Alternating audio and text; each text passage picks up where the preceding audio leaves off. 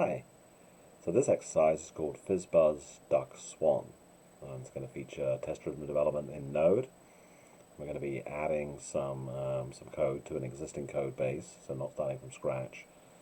And we'll be doing something I call prefactoring to fix crappy code first before it can really be extended on for further functionality. Alright, so let's get started. Okay, let's get set up. I'm going to share this setup between all of my exercises to make it a little bit easier. So let's get going. So I'm going to create a directory to work in, app. And you see our Explorer here is keeping up with us. This is VS Code. I'm going to go into that directory, and I'm going to use Node. So I'm going to create my package.json file. There it is. It's a simple template. And let's start installing the tools I'm going to use. And they're going to be dev tools. So first of all for testing, Mocha and Chai for expectations. And then ESLint and ESLint plugin Mocha, because I'm using Mocha. Alright, and then one final thing while I'm at it, I might as well install NYC for code coverage while I'm here. It's a successor to Istanbul. Okay, good, so that's the three of those. You can see our package.json file. It's got our dependencies.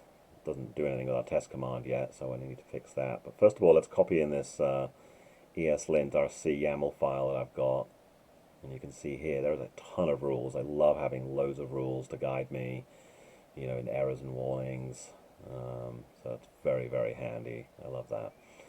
Alright, that's the ESLint YAML file. And here's our scripts where we want to actually put in running tests. So let's put in the actual command we're going to use, which is going to be Mocha. We'll just use the top level, anything that's called star.test.js. Okay, so we should actually be pretty close to be able to run tests. Let's try to do it with npm test. And no files found, but no actual error. So let's go ahead. We'll use index because that's what the auto generation of the package.json used. And we'll put in our index.test.js, which is actually the file it'll recognize. Alright, so it's green. No test, but the framework's there. Alright, so let's put in the other pieces now. Let's put in the linting, which is going to be our pre-test, so it's going to run before the tests can even run, and that's going to be ESLint everything. And while we're here, let's put in our code coverage, and that's going to be the NYC npm run test. So that's close to all of the pieces we need. We can run our tests again to make sure that they work, and we can run code coverage to make sure that that works. And you can see that we didn't have any files again, but this is the expected output that we've got. So we've got our linting, our testing, our code coverage, our basic files set up here, NYC output for code coverage output. So we're pretty much ready to go. So now we can go ahead and create the actual app. Okay, so here's the code we start with. You can see it over here. And it works. It's got tests. And you can see Fizz, Buzz, Fizz for 3, Buzz for 5, Fizz, Buzz for both of them. And we've got a number of tests here that make sure that all the functionality works as expected, all the way up to 15. That's quite a long set there. But you'll notice that this test here is skipped out, which is a little bit of an issue. We're only failing test, but we have a skipped test. And oh look, we've got some linting issues. We've got line length, and we've referenced that skipped test. So it's a little bit worrying. And you see 56 here isn't being tested. And then it references Duck and Swan, not Fizz Buzz. So there's a requirement there that in addition to 3 Fizz, 5 Buzz, we do Duck 7 and Swan 8 and all of the different checks that would be needed for that, which would make this code really long, the way it's written. So that's probably why this was skipped. So we want a way to make this code more testable for bigger numbers without just repeating all of these conditions here.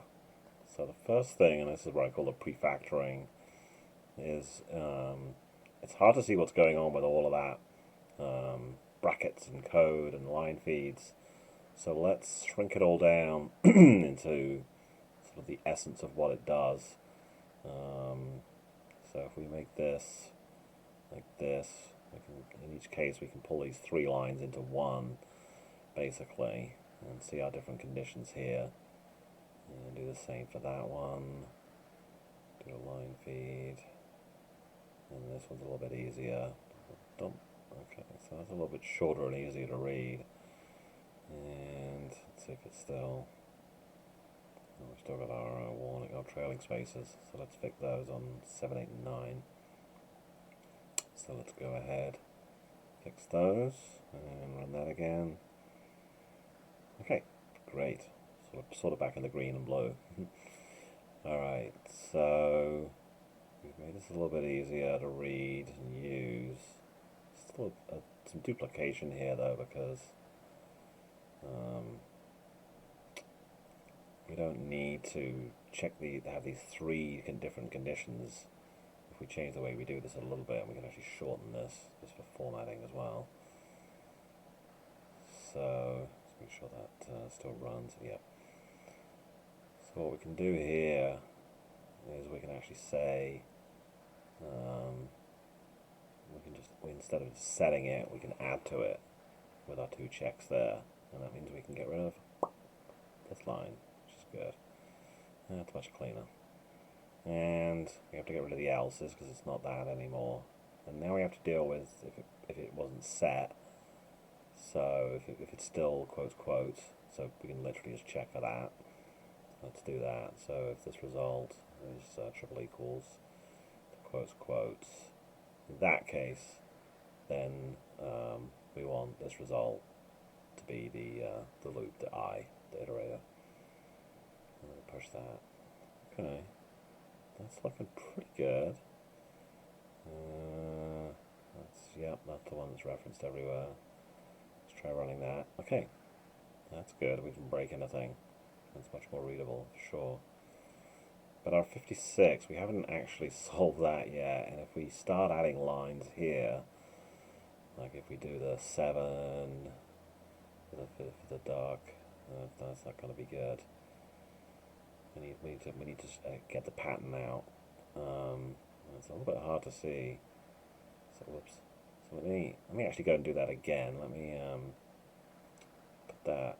What would be the beginning of a lot of repetitive code here. So this would be, I suppose this would be the Swan say. And you can see there's 2 things are changing. There's the number and there's that word. So let's set up when you got 2 things like that, it suggests a key value structure. So let's set up a little structure for that. So we got like 3 is Fizz, 5 is Buzz, 7 is actually going to be duck. That was our intention. So put that correctly here. And then 9. Let's make it 8. Let's make 8 just to make it like real data, not what you expect. Not easy to pattern out. Okay. And now we're going to just go through those, iterate through those. So another for loop. Going through our divs. And we want the key and the value, so we'll call it div and text. So for div and text, and one way we can do this, there's a couple of ways, and this may not be the best way, but we'll do it for now. Object.entries, we'll use that. And we're iterating through divs. Alright, so given that, our block here is going to do the same as we did on line 11 through 13, but just once for each iteration. So it's still going to be fi, but the mod is going to be the div that we pulled out of those divs, out of that data structure. So again, if it's triple equals 0, then this result, we add to that the word. So in this case, it's going to be the text. So we're going through with div comma text. And okay, so I think that's good. And then let's just comment this out, make sure it doesn't get done. We still want to keep the If we didn't do anything, check on non-16 now, and then the push. So that's still good. Alright. So I think that's good. Let's see what we get. Line 8. Okay, so to destructure this, to pull this out, let's call it a constant. Let's wrap it like this in array. So I think that will fix that. Still assigned a value. So it's grayed out there. So something's not quite right about line 8. Whoa, that is not supposed to be defined properties. That was supposed to be entries. Thank you, autocomplete. Alright, so it's entries of divs. So it fixes that. Divs is assigned a value. Something is still not right on line 8. It is divs that we're going through, and we want the div. No wonder. Not great names, huh? Alright, so now we're running, but when our result is wrong, we're not getting the duck and the swan. Maybe this should be the iterator. I don't think that was actually the issue there, no. Let's change that back.